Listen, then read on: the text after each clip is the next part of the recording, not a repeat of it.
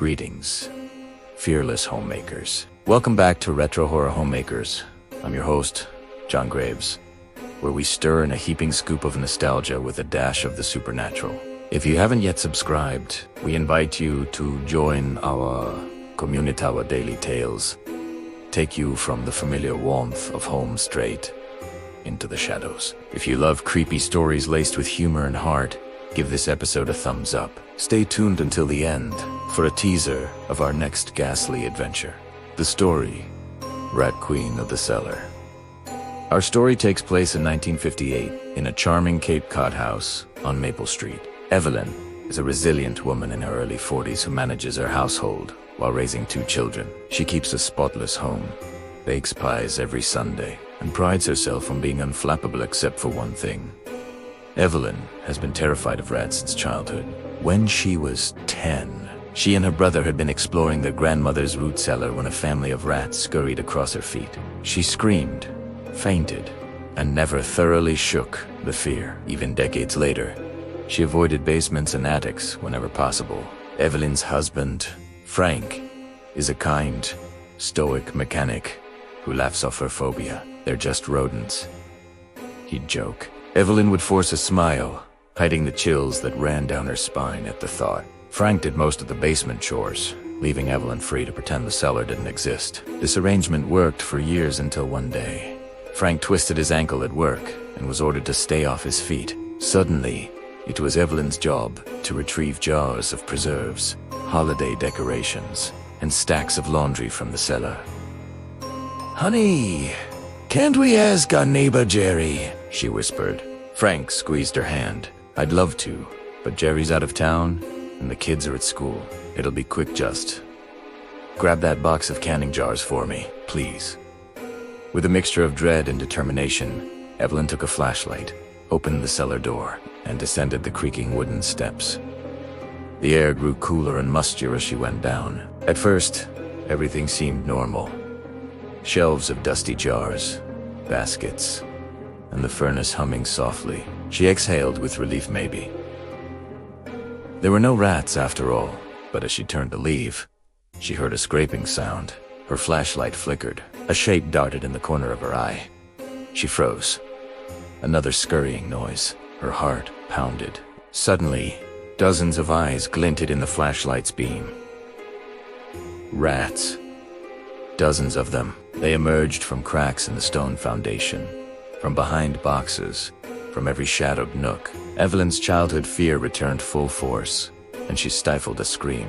She backed toward the stairs only, to find the rats blocking her path. "Frank," she croaked.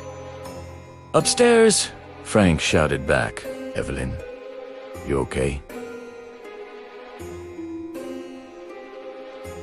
His voice sounded far away.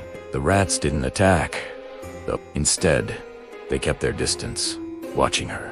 A larger rat twice the size of the others emerged from the shadows. It had patchy gray fur and sharp, intelligent eyes. Its tail flicked like a whip. Evelyn felt herself rooted to the spot, but something within her stirred. Was it anger? Pride? She had spent her life avoiding this fear, letting it control her. Now, she realized, she needed to face it. She channeled all the courage she could muster. She squared her shoulders and spoke.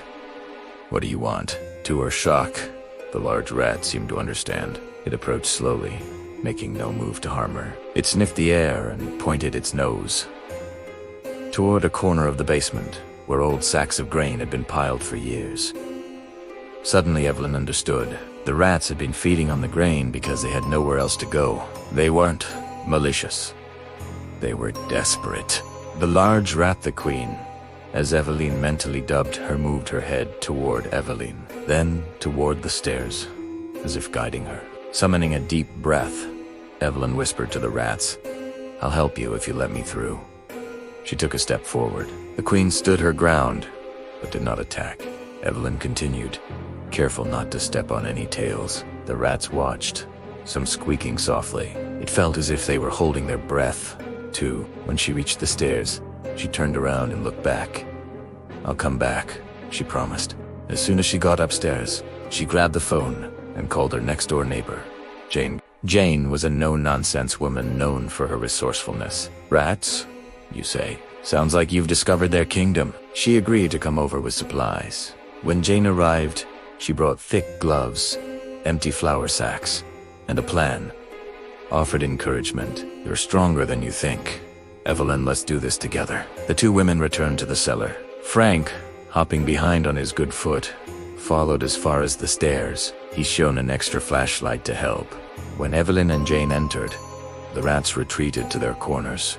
Led by the Queen, Jane whispered.